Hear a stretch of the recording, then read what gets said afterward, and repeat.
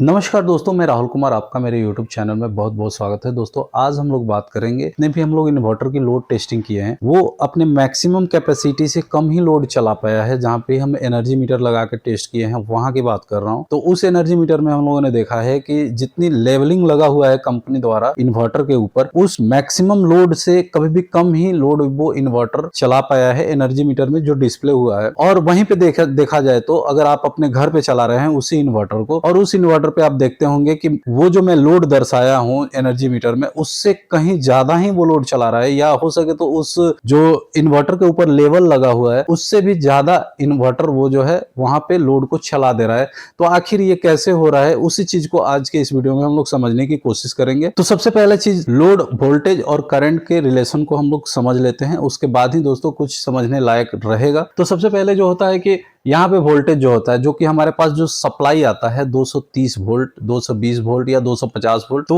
वही जो है ये वोल्टेज होता है जिसको V से नोट किया जाता है। और इसका जो रिलेशन देखा जाए तो करंट और रेजिस्टेंस, तो रेजिस्टेंस हमारा क्या होता है, रेजिस्टेंस हमारे जो लोड होते हैं उसके अंदर रेजिस्टेंस होता है, उससे रिलेशन बनता है। तो वहां पे करंट और रेजिस्टेंस दोनों चीज का मल्टीप्लीकेशन होता है जो कि वोल्टेज हो जाता है। वैसे ही दोस्तों करंट का देखा जाए तो करंट भी वैसे ही वोल्टेज को डिवाइड करते हैं रेजिस्टेंस से, तो करंट निकल के आता है, इसको I से डिनोट किया जाता है, यही हमारा करंट होता है। और रेजिस्टेंस का रिलेशन भी ये है। हम लोग को यहाँ तक जो है एक ही फॉर्मूला में आपको देखने को मिलेगा, लेकिन जैसे ही आप यहाँ पे बढ़िएगा तो पावर का फॉर्मूला हो जाता है V इंटू आई। V इंटू आई यानी कि वोल्टेज, जो सोर्स से वोल्टेज हमारा आ रहा है, जो कि आउटपुट हो रहा है वहां से जो वोल्टेज आ रहा है, और जो करंट का फ्लो है सोर्स के तरफ से लोड के तरफ जो जा रहा है वो करंट, वो दोनों का मल्टीप्लिकेशन ही होता है हम लोग का, जो कि पावर में। लेकिन यहाँ पे एक चीज देखने वाली बात है कि ये रेजिस्टेंस जो है हम लोग को अननोन रहता है, हम लोग को पता नहीं रहता है कि ये रेजिस्टेंस कहाँ पे है, जो कि हम लोग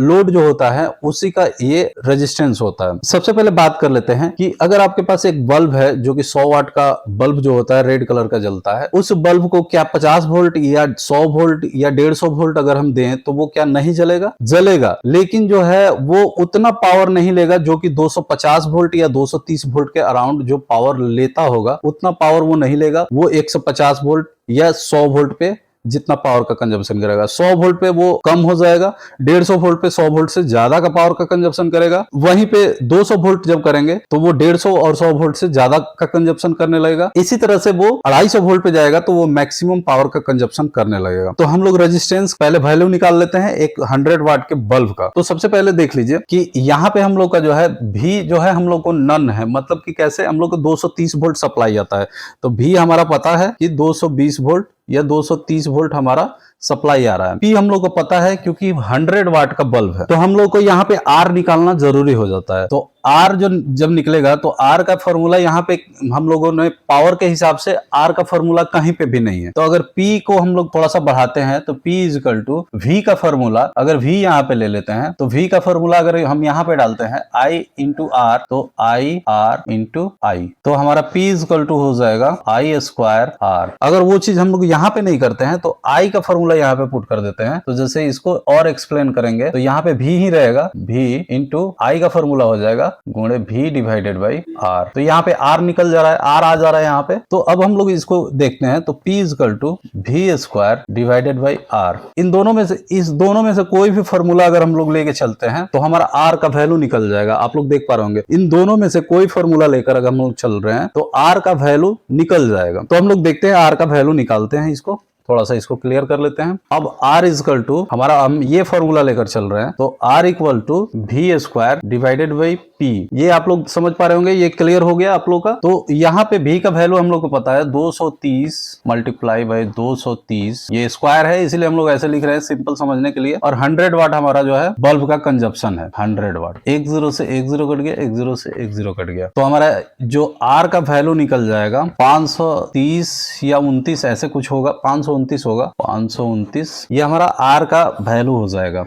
यहाँ पे आप लोग देख पा रहे होंगे ये हमारा रेजिस्टेंस हो जाएगा। लोड जो है हमारा 100 वाट का है, जो बल्ब का रेजिस्टेंस होगा वो 529 वाट 29 ओम के अराउंड होगा, ये ओम होगा, इसको ओम बोला जाता है। तो यहाँ पे मेन चीज हम लोग को ये समझना है कि कैसे जो है हमारा जब हम लोग लोड लगाते हैं इन्वर्टर पे, तो वो इन्वर्टर दिखाता है कि यार मेरे पास तो 900 वाट का ये इन्वर्टर ही है और इस पे चल रहा है 12 सीलिंग फैन मतलब कि 5 सीलिंग फैन चल रहे हैं 70 वाट के 5 सीलिंग फैन, ये हमारा हो गया 350 वाट। उसके बाद 2 कूलर चल रहे हैं 200 वाट के, 2 कूलर हो गए 400, ये 750 वाट हो गए। उसके बाद टीवी भी चल रहा है, साथ ही साथ अगर हम कभी कोई चीज हेवी लोड चला देते हैं तो वो भी चल रहा है। आखिर ये कैसे हो रहा है, तो वो चीज समझने के लिए आप लोग को थोड़ा सा और समझना पड़ेगा कि ये रेजिस्टेंस तो हमारा हो गया, हर लोड का एक अपना कुछ रेजिस्टेंस रहता है, लेकिन इन्वर्टर का वोल्टेज जो है, इन्वर्टर का भी जो है, हर इन्वर्टर की बात नहीं कर रहा हूं, हर इन्वर्टर की यहाँ पे बात करने लायक भी नहीं है। किसी इन्वर्टर का वोल्टेज ड्रॉप हम लोगों ने हर लोड टेस्टिंग किया है तो किसी में 60 वोल्ट का डिफरेंस रहा है, कोई लोड नहीं चला रहे हैं उस टाइम में जो डिफरेंस और जो मैक्सिमम लोड डाले हैं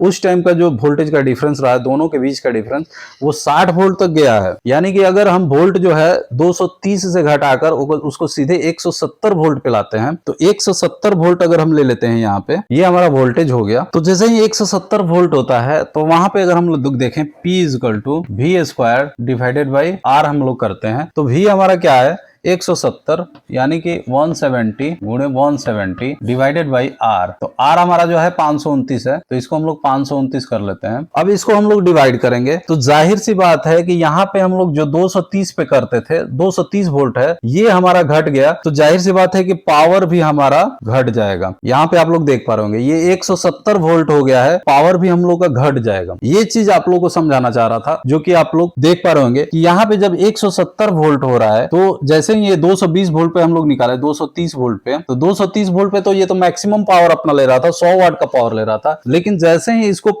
वोल्ट को हम लोग घटाएंगे तो ये जब रेजिस्टेंस से डिवाइड होगा तो ये 100 वाट ना होके कुछ अलग आएगा, जो कि मैं आप लोग को कैलकुलेट करके बता दे रहा हूं। तो यहाँ पे P अराउंड जो है ये 55 वाट हो जाएगा। तो देखिए मात्र 60 वोल्ट घटने से ये सीधा आधा हो जा रहा है, जो कि मैक्सिमम लोड का आधा हो जा रहा है। 60 वोल्ट घटने से 60 वोल्ट के घटने से, यहाँ पे 60 वोल्ट का मैंने डिफरेंस आपको लिया, 60 वोल्ट घटने से सीधे आधा लोड हो जा रहा है। तो वैसे ही आप समझिए कि आपका इन्वर्टर जब सप्लाई करता है वहां पे अगर 30 वोल्ट 40 वोल्ट अगर लो हो जा रहा है उसका आउटपुट वोल्टेज, तो आपका जो लोड चल रहा होगा वो जाहिर सी बात है कि ज्यादा आप लोड चला पा रहे होंगे।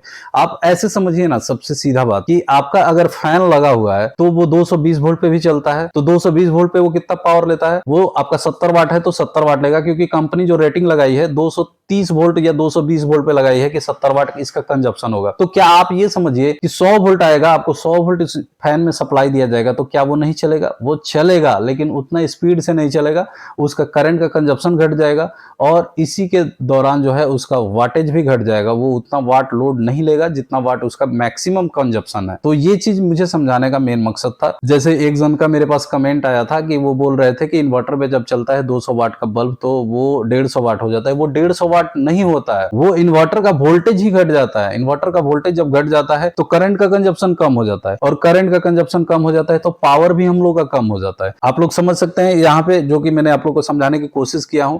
अगर आप लोग नहीं समझ पा रहे हैं तो आप लोग कमेंट में जरूर बताइएगा कि आप लोग को यहाँ पे ये चीज समझ में नहीं आएगा, मैं क्लियर करने की कोशिश करूंगा। और यही रीजन है कि आप लोगों को मैंने एक क्वेश्चन किया था कि 500 वाट का अगर आपका इन्वर्टर है तो क्या उस पे 70 वाट के 10 सीलिंग फैन चला सकते हैं? अगर आपका इन्वर्टर में वोल्टेज ड्रॉप 50 वोल्ट के अराउंड हो रहा है तो वहां पे ये चीज चल जाएगा। इन केस आपका इन्वर्टर में वोल्टेज ड्रॉप नहीं हो रहा है तो वो नहीं चलेगा। तो यहाँ पे ये सवाल का भी जवाब आप लोगों को दे दिया, और वो चीज भी समझाने की कोशिश किया जो कि आप लोग फेस करते होंगे कि हमारा इन्वर्टर जो है इतना लोड चला रहा है, लेकिन सर जो वीडियो दिखा रहे हैं उसमें जो है लोड मेरा उतना नहीं चल रहा है। तो आप लोगों को ये वीडियो कैसा लगा कमेंट सेक्शन में जरूर बताइएगा। चैनल पे नए हैं तो प्लीज चैनल को सब्सक्राइब कर लीजिएगा। धन्यवाद।